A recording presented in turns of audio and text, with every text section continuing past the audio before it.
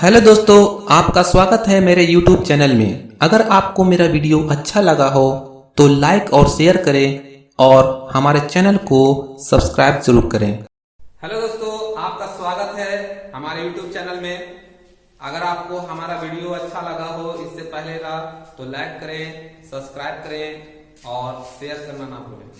तो हर बार हमने कुछ नए सिलेबस लेकर आए थे और इस बार भी हम एक बार फिर जो है जीके जीएस लेके आए हैं।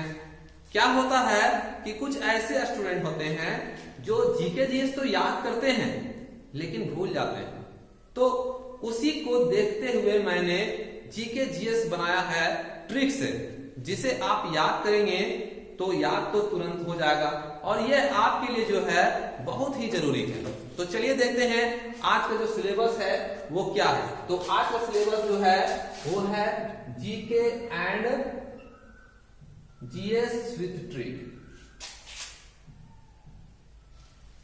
ठीक है, आज का जो सिलेबस है GK GS with trick by Aamir Raj. तो चलिए आज का जो हम लोग देखते हैं ट्रिक क्या है। तो सबसे पहला जो हमारा जो क्वेश्चन है वो क्या है कि वायुमंडल की परतें नीचे से ऊपर की ओर कौन कौन से हैं। ये बहुत ही इंपॉर्टेंट सवाल है क्योंकि बहुत सारे एग्जाम में आता है कि बताइए कि सबसे ऊपर मंडल कौन सा है, सबसे नीचे वाला मंडल कौन सा है। तो इस तरह को देखते हुए हमने एक ट्रिक बनाया जिसका नाम है क्षोभ से माया अभी। क्या है? क्षोभ से माया अभी, यानी क्षोभ से हो गया क्षोभ मंडल, यानी सबसे निचला जो परत है वो क्षोभ मंडल, फिर सा से आ गया तो संताप मंडल, फिर आ गया क्या मध्य मंडल, उसके ऊपर जो है आयन मंडल और सबसे ऊपर जो है वो है बहिर्मंडल। यहाँ पे एक चीज ध्यान देना होगा कि हमने यहाँ पे इंग्लिश भी लिखा है। तो इंग्लिश क्यों लिखा है? क्योंकि बहुत सारे एग्जाम में क्या होता है ना कि हिंदी ना देके इंग्लिश को ही हिंदी में लिख दिया जाता है, उसका प्रोनाउंसिएशन को लिख दिया जाता है। तो ऐसे स्थिति में हम तो हिंदी तो याद रखते हैं लेकिन इंग्लिश तो नहीं याद रखते हैं। बहुत सारा कंफ्यूजन हुआ था, एक बार मेरे साथ भी ऐसा हुआ था। तो हमने सोचा कि चलो उसका इंग्लिश भी बता देते हैं। तो सबसे पहला है क्षोभ मंडल। तो क्षोभ मंडल को हम लोग जो कहते हैं क्या कहते हैं? ट्रोपोस्फेयर। ठीक है, उसके बाद है समताप मंडल, इसको क्या कहते हैं? तो स्ट्रेटोस्फेयर। उसके बाद मध्य मंडल, इसको क्या बोलते हैं? मेसोस्फेयर। उसके बाद आयन मंडल, तो आयन मंडल को आयनोस्फेयर बोलते हैं और थर्मोस्फेयर दोनों बोलते हैं, ऐसा नहीं कंफ्यूजन हो जाए। और सबसे ऊपर जो है उसको हम लोग क्या बोलते हैं? एक्सोस्फेयर। चलिए अगला जो टॉपिक है वो क्या? हॉकी से संबंधित का। तो ये भी बहुत वेरी इंपॉर्टेंट है क्योंकि खेल से तो एक दो क्वेश्चन हर एग्जाम में पूछे जाते हैं। तो ऐसे स्थिति में हम लोगों को खेल से संबंधित जो है प्रश्न को जो भी याद करना होता है।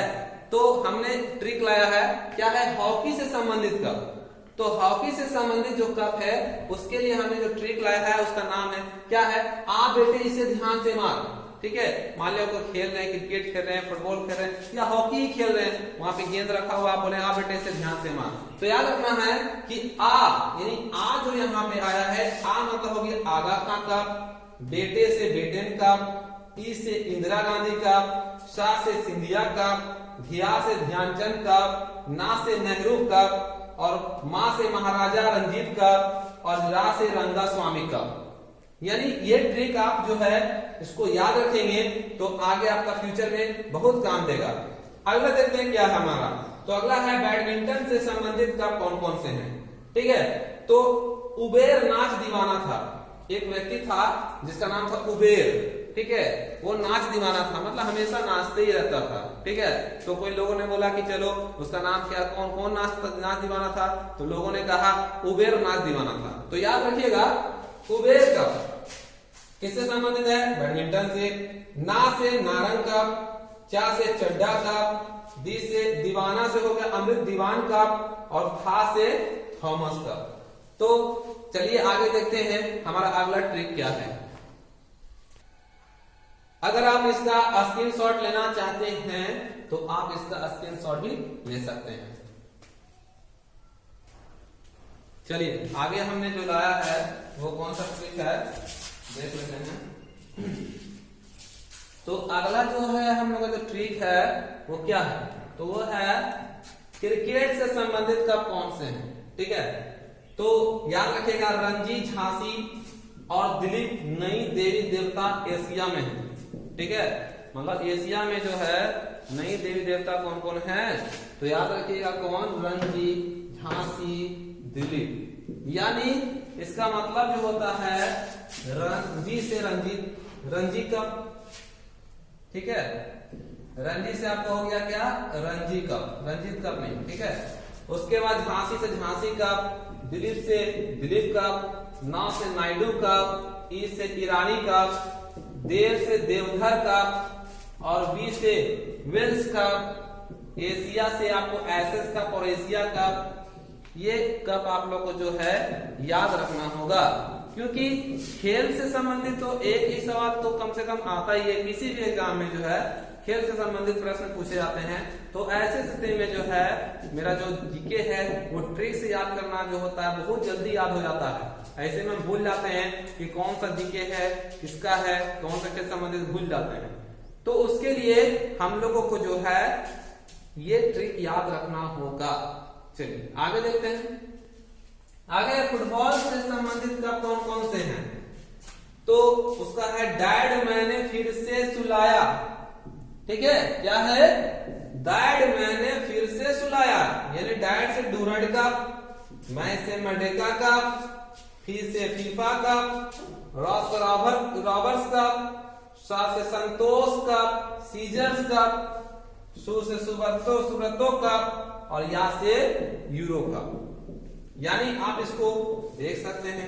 अगला है गोल्फ से संबंधित कप कौन से हैं, तो इसका जो ट्रिक है बस राइडर, याद रखिएगा बस राइडर गोल्फ। बस राइडर मतलब वा से वाकर कप हो गया और रा से राइडर कप हो गया। चलिए आगे देखते हैं क्या है, कवक से होने वाली रोग। ठीक है, कवक से होने वाले रोग कौन कौन से हैं वो हम देखते हैं कौन सा है। तो क्या है, दादा एक खाए। ठीक है, दादा एक खाए का मतलब, एक मतलब तो अंडा होता है, याद रखिएगा, बस छोटा सा ट्रिक है, दादा एक खाए। अब देखते हैं कि दादा एक खाए का ट्रिक क्या निकलता है। तो है दाद, दा से दाद, दा से दम्मा, ए से एक्जिमा, ग से गंजापन, खा से खुजली या खाज और ए से एथलीट फुट रोग। ठीक है, एथलीट फुट रोग भी जो होता है वो किससे होता है, कवक से होता है। अगला है अरविंद घोष की प्रमुख रचना कौन सी है। ठीक है, उन्होंने कौन कौन से पुस्तक लिखे हैं, उनकी रचना कौन कौन सी है, उसको देखने के लिए हम लोग ने क्या ट्रिक लिखा है, ए साला। ठीक है, बहुत सारे लोग गाली में भी यूज करते हैं, तो ये सब जल्दी यूज हो जाता है, हम लोग से जल्दी याद हो जाता है। ठीक है, तो देखते हैं ए साला का मतलब क्या होता है, तो ए साला मतलब एसएस का। ठीक है, और एसएस का एसएस ऑन गीता, यानी इसका जो है जो उनके जो रचना है प्रमुख रचना में एसेज ऑन गीता, सा से सावित्री और ला से लाइफ डिपेंड। यहाँ पे एक चीज आपको ध्यान देना होगा, बहुत ही नेसेसरी, वेरी वेरी इंपॉर्टेंट है, वो क्या है, वेरी वेरी इंपॉर्टेंट क्या है, तो यहाँ पे आप इस शब्द को देखिएगा, लाइफ डिवाइन रहेगा तब होगा कौन, अरविंद घोष। लेकिन अगर इसी को उलट दिया जाए, यानी डिवाइन लाइफ कर दे, तो उसका कौन होगा, शिवानंद होगा। ऐसा ना कि डिवाइन लाइफ करे उसका भी अरविंद घोष मार दें, ये बहुत बड़ी गलती हो जाएगी आपकी, इसलिए आप इसे ध्यान दीजिएगा। उसके बाद डिवाइन कॉमेडी के जो लेखक कौन है, तो है दाते। तो यहाँ पे ध्यान देना होगा, हमने यहाँ पे एक ट्रिक आप याद रखिए कि कैसे हम याद रखेंगे लाइफ डिवाइन का कौन है या डिवाइन लाइफ का कौन है। तो आप ध्यान दीजिएगा, डिवाइन लाइफ यानी डी से शुरू हो रहा है और इसका नाम जो लास्ट का शिवानंद, इसका लास्ट डी हो रहा है। तो आप इससे भी याद रख सकते हैं कि जो डी से शुरू हो उसका अंत डी होना चाहिए।